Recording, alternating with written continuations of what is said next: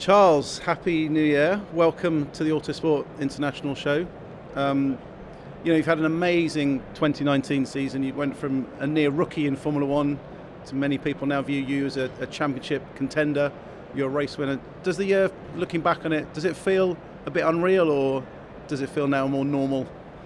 It does a little bit. I didn't know what to expect starting the year with Ferrari. First year with Ferrari, it's always very intimidating once you're arriving in the team next to Seb, who is a 4-time world champion. So it was a big challenge for me, but I've learned a lot from Seb. And in the beginning of the season, the first few races, I've learned a lot. I did quite a few mistakes, but I think I've always learned from the mistakes, and then it has been a pretty good year in which I've, as I've said, learned a lot, and I'm happy about it. One of the big stories of the winter was you extending your contract at Ferrari. We'll see you there for 5 more years now. What does that change for you? What does it mean for you having this long-term stability? Well, it's great. It's the first time in my career that I've got such a long contract. It's good to know that to have stability at the end in a career and to know what's going to happen in the next couple of years. So on that now I am relaxed in my head and fully focused on the job, and I think it's a great challenge for Ferrari and for myself to try and develop an exciting future altogether and to try to work on a long-term basis. So I think it's a very good thing. You made huge progression in Formula 1 last year. We saw the improvements you made. Where do you feel you made the biggest gains last year, and what have you focused on kind of this winter to make another step into 2020? I think there are a few steps during the seasons. After the first 3-4 races, I've seen that my weakness was more the qualifying than the race, so I focused quite a lot on the qualifying and did quite a big step from France onwards in qualifying, which was good to see.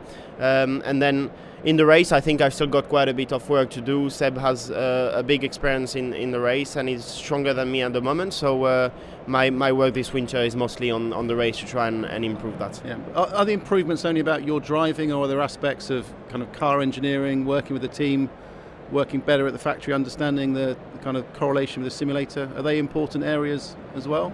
Yes, I mean it's not only my driving, but it's a whole thing.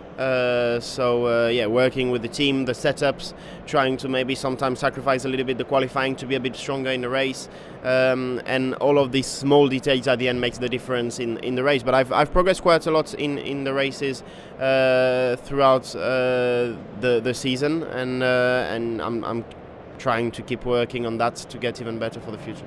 How much better do you think you can be heading into the start of 2020? Do you still see a good rapid progression of yourself? Yes, definitely. I mean, I always analyze very well my mistakes, what I can do better, and normally I think my strength is to try and not making the mistakes again, or to improve from the weak points I've got. So there's still a big margin of improvement still, and I'm working very hard to improve as quickly as possible.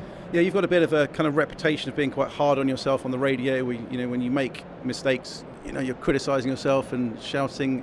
Is that an important kind of aspect of your personality? Do you find that that's how best you can improve yourself?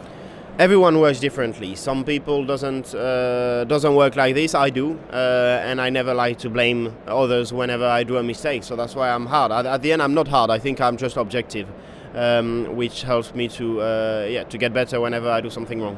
Because we noticed a step change. Last year you say I need to improve qualifying. You improved qualifying in Austria when you had the incident with Max. You said, now I understand what driving stands are like at Silverstone. You had a great battle. There seems to be a deliberate understand something, act on it immediately, and improve. Is that a trait you've noticed in yourself and you've carried in your whole career? Yeah, it's something I focused quite a lot.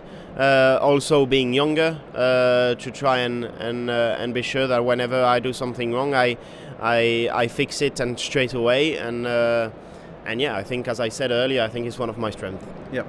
What's your relationship like with Sebastian Vettel? Because we see flashpoints on track, we hear things on the radio, but then there's stories like in Japan after Russia you went for dinner together and were having a laugh. What's it like behind the scenes?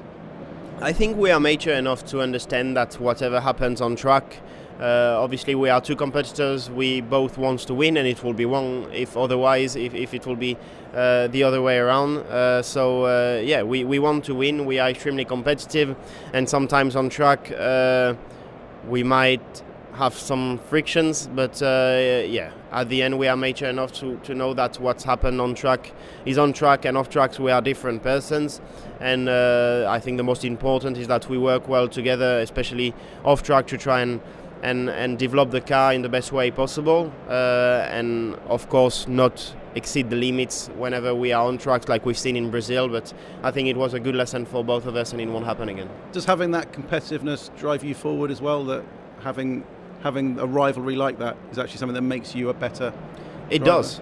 It does, because it pushes us, both of us, to try and push our limits, to be stronger. Whenever he's in front of me, I don't like it, and I work even harder, and whenever it's the opposite, it's the same for him. So I think it pushes us forward, yes. Yeah, but it's easy to kind of switch off afterwards and go out for the dinners in Japan and have a not a friendship, but an understanding relationship as well. Yeah, I mean, there's been times where we didn't really understand each other in some situations, but I think it's never really good to speak about it straight away after an incident. So we let us some time, and then after Russia we sat down again in Japan, and then we understood ourselves, and I think we grown up from this experience. Yeah, I want to ask about your pre-start ritual, because I find it quite interesting that on the grid a lot of drivers run and hide away in garages, but you always sit close to the car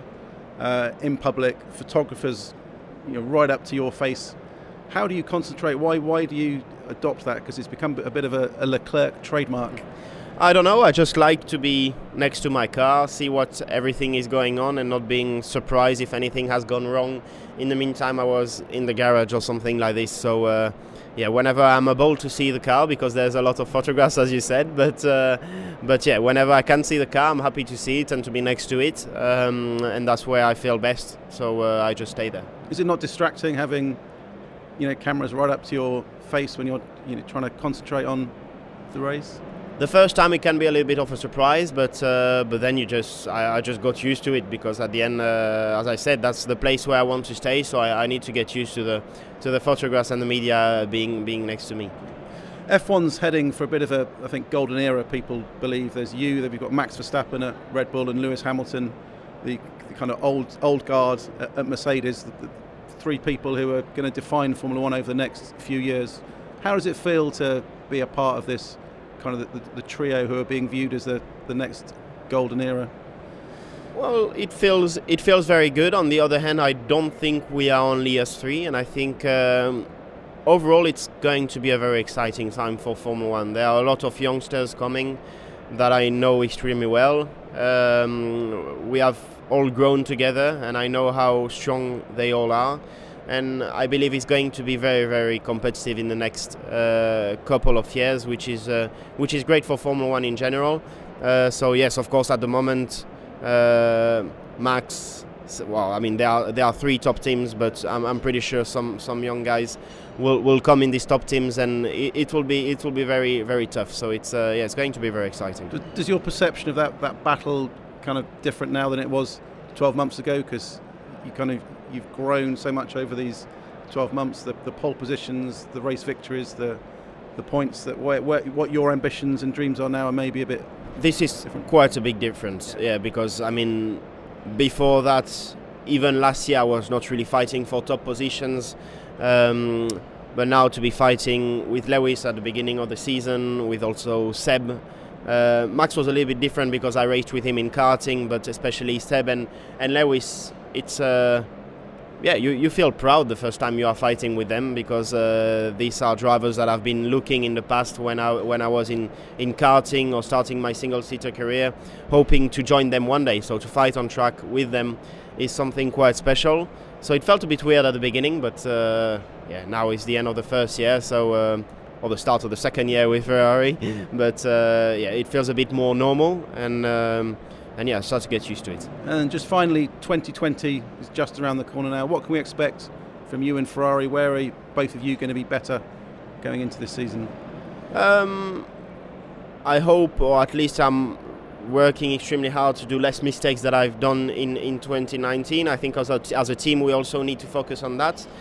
In terms of performance, it's always very, very difficult to know before the the first race. Actually, I was going to say winter testing, but actually in 2019 winter testing went a lot better than the first race. So we'll wait the first race, but we've been, I think, working well, and then to see the performance we'll see a bit later on, but I feel definitely more ready than at the beginning of 2019, and I hope I'll be able to prove it on track.